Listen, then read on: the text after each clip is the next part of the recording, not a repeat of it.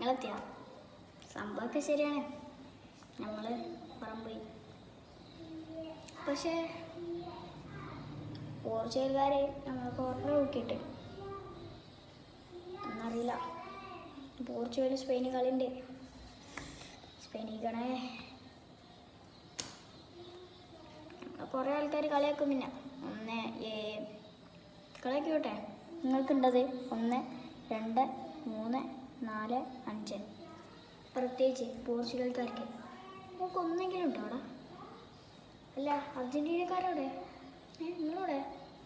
നിങ്ങൾ ഞാൻ പറയാക്കണേ കേട്ടോ. ഇവിടെ നോക്കി, നിങ്ങൾക്കവിടെ 1, 2, 3 ഉള്ളൂ. ഇതാ ആകെ 2 ഉണ്ടാവാനുള്ളതാ. എത്തത് നിങ്ങൾ മറഡോണെത്താ കല്ലുകൊണ്ട് ഇങ്ങനെ തവളൻ്റെ വരി അതന്നെ ഉള്ളൂ.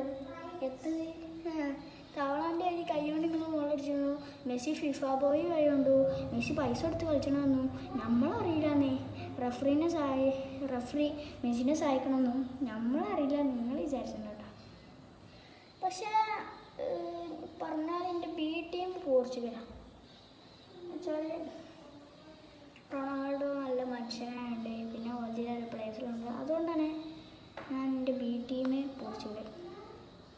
പക്ഷേ ഇപ്രാവശ്യം പോർച്ചുഗൽ എടുക്കൂല. കാരണം ഇപ്രാവശ്യം ഒരു ഫ്രാൻസിന് നല്ല സാധ്യത.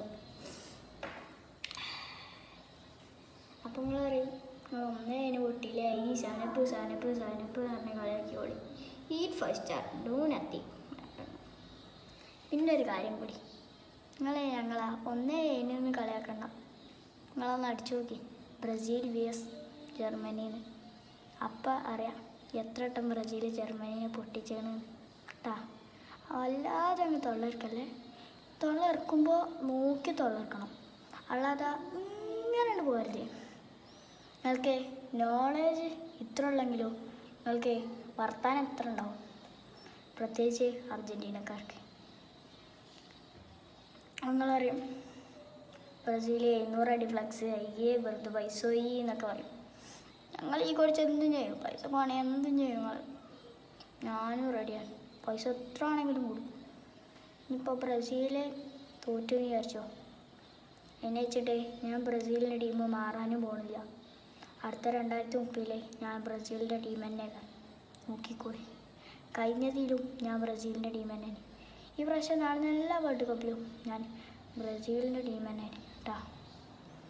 നിങ്ങളെ മാതിരി അർജൻറ്റീന ആവുക, മറ്റേ പോർച്ചുഗൽ ആവുക, ബ്രസീലാവുക, ഫ്രാൻസ് ആവുക, സ്പെയിൻ ആവുക, അങ്ങനെ ഇംഗ്ലണ്ട് ആവുക, അങ്ങനെ നമ്മളെ പരിപാടി. നമ്മൾ